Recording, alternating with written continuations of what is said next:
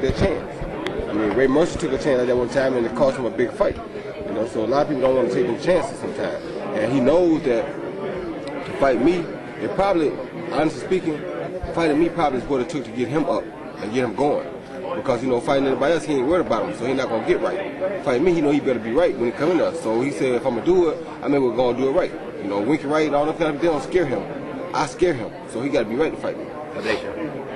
Roy, you know, after your second loss, looks like you took some sort of like spiritual tour and you decided to come back. You know, what was exactly that went through your mind? You decided, you know what, I can come back and do it again. Well, after it's just like when you look at it back up and God kind of give you a picture of what you are and what you were, you have to figure out which one I want to be. Do I want to go out what I am, or do I want to go back to being what I was, then go out? So I felt like I said I want to go back to what I was, then go out. So now I'm going back to what I was. If I go out this way, then I'm cool with that. So basically, you thought you were at a point where maybe you needed some cleansing, and you were maybe the person you weren't, and you had to go back to that. Most definitely had to have some cleansing. But what happens is this world will eat you up. You have to watch the world, because the world will turn you into something that should not. And going with all of it though, it's just like all of it was meant. It was in His plan for me to go through all of that. So I don't necessarily think that's a bad situation. It's one that I need to go through. But I did go through it. I'm glad I handled it. I feel like I handled it well, and I think that's why I got blessed with the opportunity I got now. How would you describe the Roy of old against the Roy today? I mean, what's the difference between you now and then? Well, the Roy of old was more like the Roy of today, which is the Roy of today like to have a good time, entertain while I perform while I entertain. The old Roy that was of late, they got out of entertainment. He just wanted to go out, do what he had to do, and get back in. You know, and that was not the way that Roy Jones Jr. do things. Were you shocked that Trinidad decided to take this fight and call you out? No, I wasn't shocked, because I know that he obviously wants to do. He looked for the same thing I was looking for a little while, a reason to get up. Right. And since anybody ain't gonna give him no reason to get up, he gotta have somebody that's a threat. So he want to find him a challenge, somebody that was a threat to him, and he'll get up for that.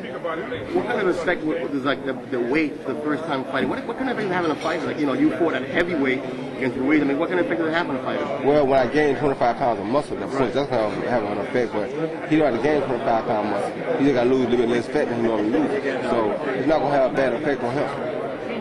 Just the last question.